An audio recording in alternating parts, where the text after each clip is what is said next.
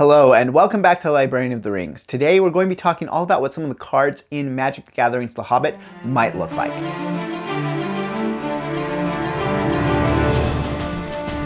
Welcome back, my name is Ben, I'm the librarian. Today we're going to be talking about what some of the cards in The Hobbit in Magic the Gathering might look like. Now this was just announced, so we really don't know anything, so this is all speculation, but I'll probably do a number of these videos because I think it's really fun to think through what the design process on these might be like as they take The Hobbit and they try to reimagine it into Magic the Gathering space. Now, as you may know, if you've watched any of my other videos, I think that they did a fantastic job with Lord of the Rings, so I'm expecting a very high quality set out of The Hobbit. There is a lot here to work with, and I'm really excited for it. The Hobbit is my favorite book. I mean, you know, I keep the cover right up here on the wall, and so I'm very excited to have this come to Magic the Gathering. So let's talk about a couple of these cards, and we'll do more videos like this, and I do want to know down in the comments what you think. I created some proxies here so that we could kind of see what these look like. I've used some images from around the web just to pop in here, but the mechanics I've kind of come up with thinking about what might be useful.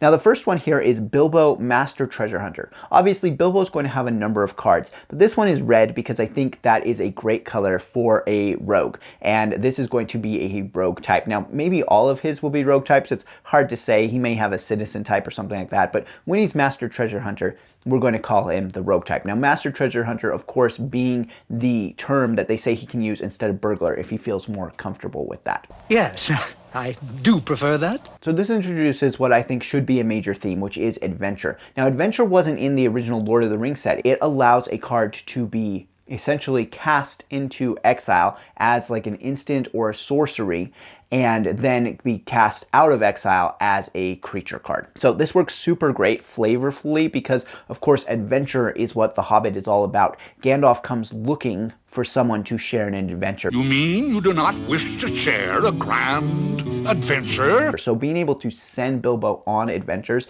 is awesome. So the first part of this card is going to be Treasure Hunt Adventure, cast for 2 and a red, and then this allows you to search your library for an artifact and put it onto the battlefield. I like this a lot because Bilbo finds so many things, right? He goes out and he finds things or he acquires things. So this allows you to essentially tutor an artifact, which could be Sting, right? It could be the Mithril Coat. It could be the Arkenstone. So Bilbo goes out and he finds that. He's on an adventure, so you can't use him right then.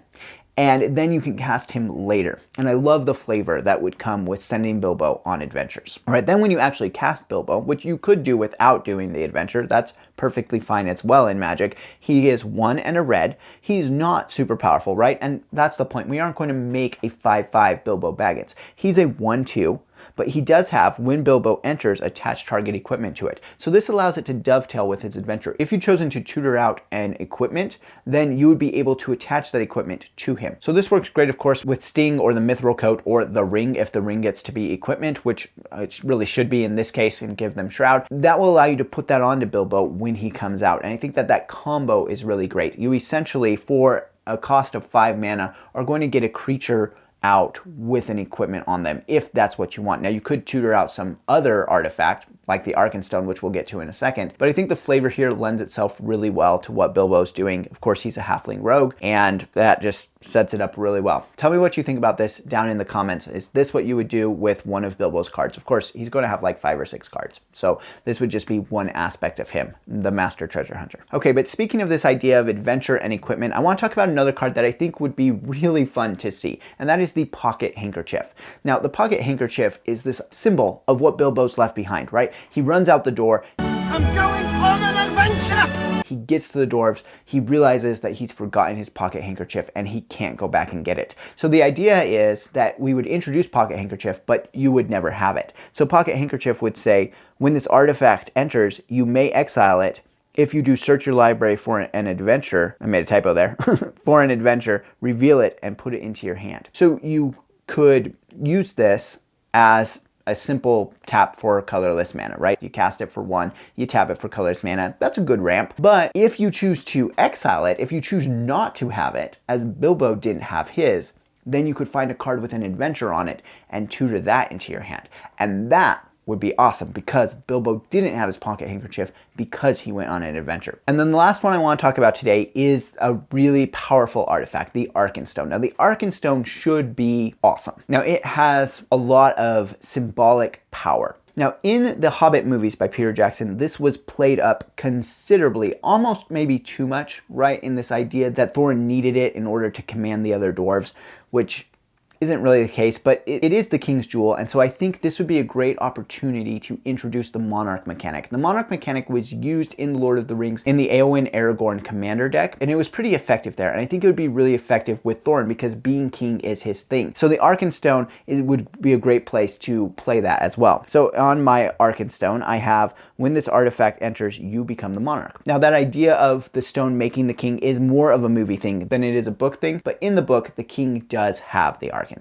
So I think it still is flavorful and useful there. Then it has, when you draw your second card each turn, create a treasure token, which you will do because you are the monarch. You are going to create a treasure token. So this is a treasure generator. I expect treasure to be a huge theme within The Hobbit because it is. Like, you have this magic theme sitting there of treasure, and you have a major theme of treasure in the book. So of course you're going to put those together. We already got a lot of treasure in The Lord of the Rings, and I would expect The Hobbit to just be even more than that. So you have that, and then if you really want treasure, you can tap the Arkenstone, target player gains control of this artifact, and you create 14 tapped treasure tokens. Activate only if you are the monarch. So you need to be the monarch, you need to tap it, and then basically give it to another player in order to create 14 treasure tokens. Why the number 14? Well, because it was going to be 14 shares. It's Bilbo's 1/14th share is what they would receive for the Arkenstone, what they were supposed to receive. And we already have the number 14 for treasure tokens in the There and Back Again saga card. So I just think that that's some good flavor. That's a lot of mana to suddenly have at your disposal, but they would come in tapped, so you couldn't use them right away. And this is meant to evoke that idea that Bilbo had to get the Arkenstone,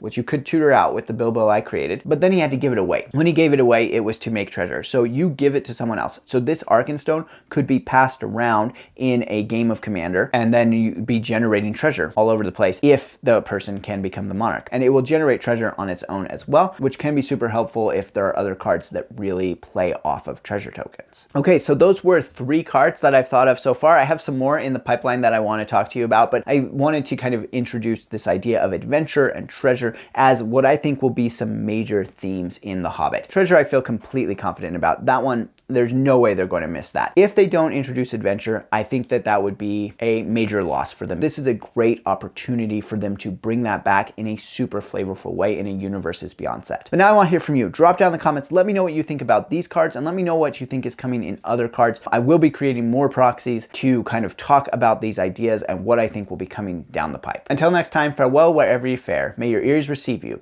at your journey's end.